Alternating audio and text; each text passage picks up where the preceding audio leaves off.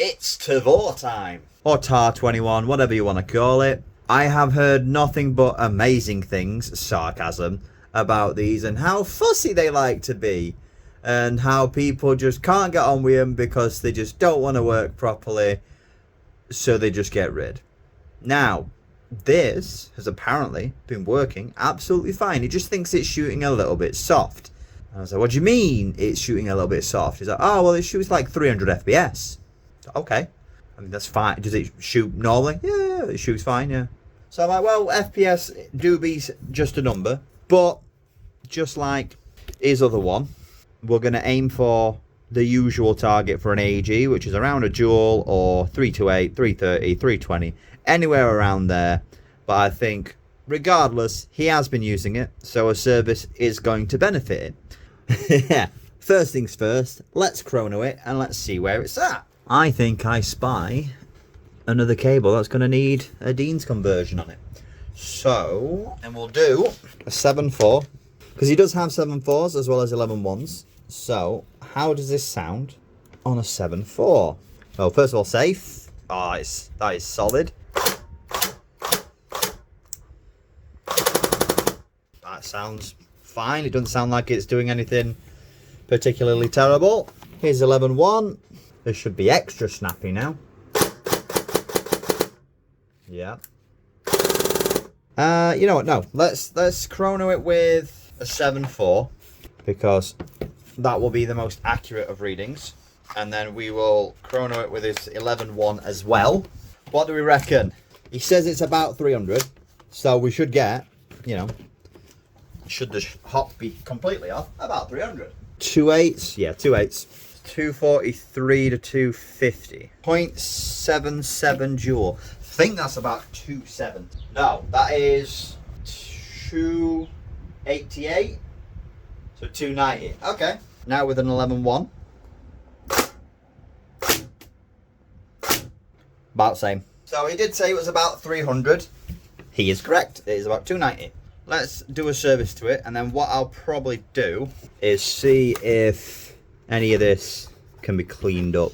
So I got this apart, which is amazing. As usual, you always take more things out than necessary. That's the gearbox. I need to unscrew that to take that off. Or am I? Yeah, there's a screw under there. So, yeah.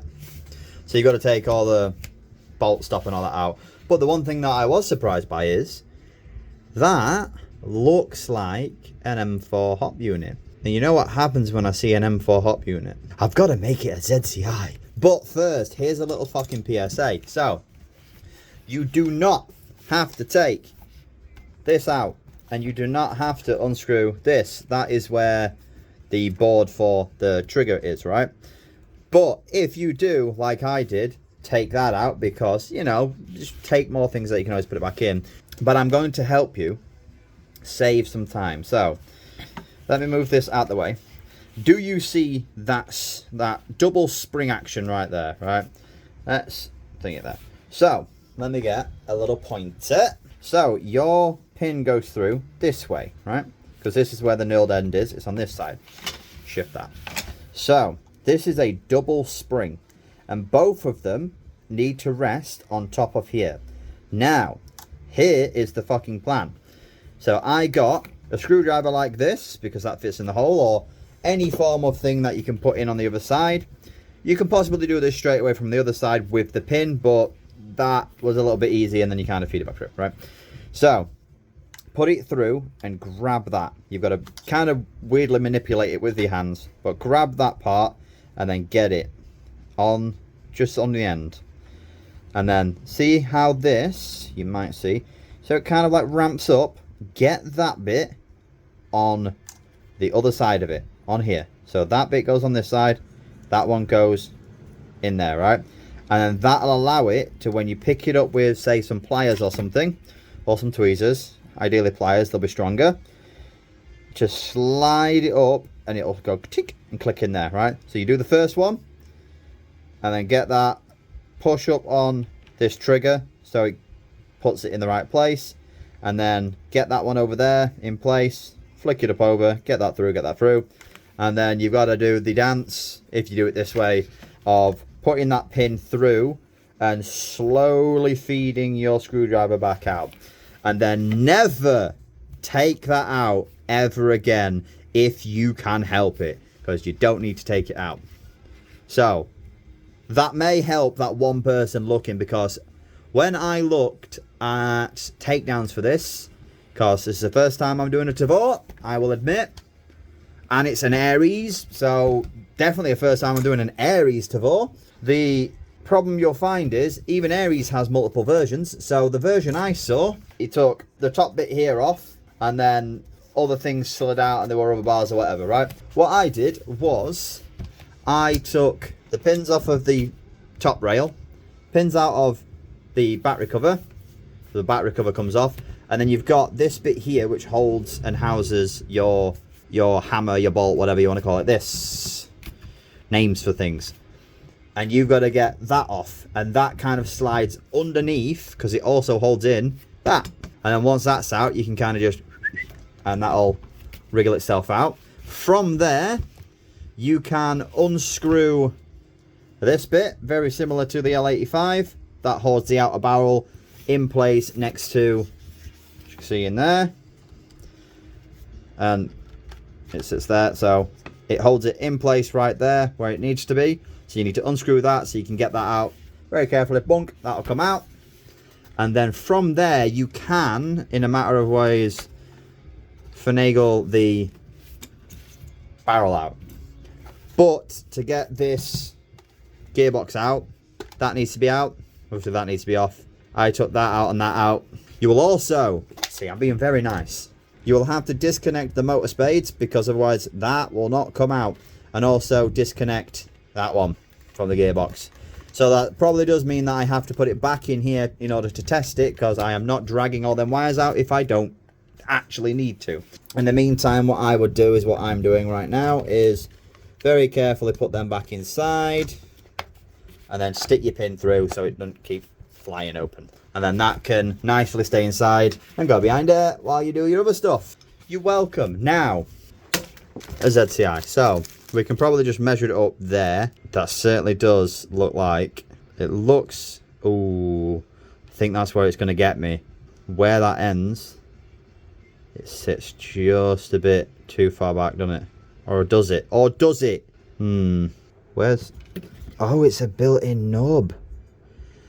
Ooh, that's a boo from me. That's cheap Aries, that's fucking cheap. Hot rubber, a little tatty. Not surprised. Little tatty on end.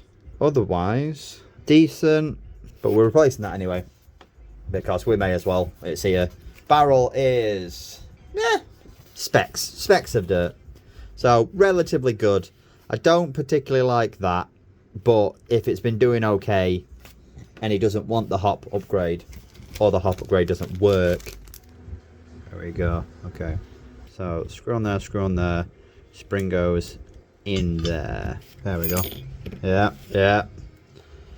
See, that wanted to run away then. There we go. There we go. Similar, different spring. It's actually got hoops. Spongy. Ready. There we go. Yeah. There we go. So,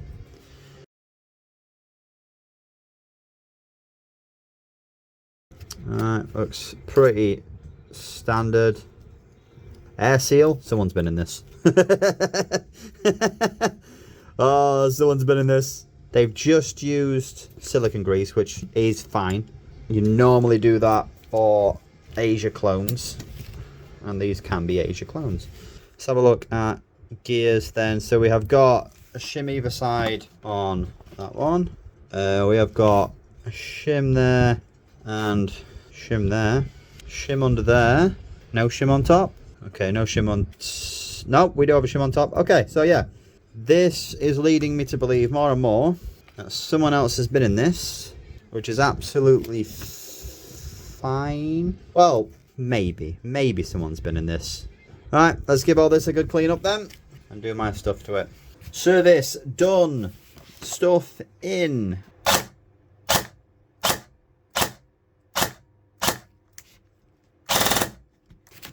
Chrono.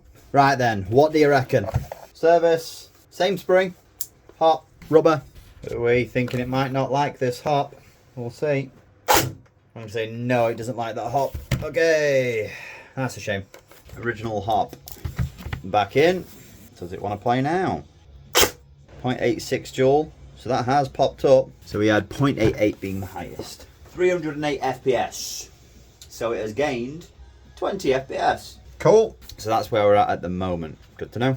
So we have got a good old XTM100 in there. Let's see what difference we get. Now that spring was a little spongy. However, it's still got decent consistency. He does like to aim for his dual target. So let's try and get that, shall we? M100, no hop, 11.1. Ow. That's one joule. One fucking joule on the dot. Nice. 0.99, 0.98, 0.98, 0.97, 0.99, 0.97, 0.97, 0.98, and 1 joule. Bingo bango. That is bob on what we fucking need. I think he will like that. He'll like that very much. As an additional, so it is set for 2.8s at the moment, which took barely any hop, but this is a 7.4.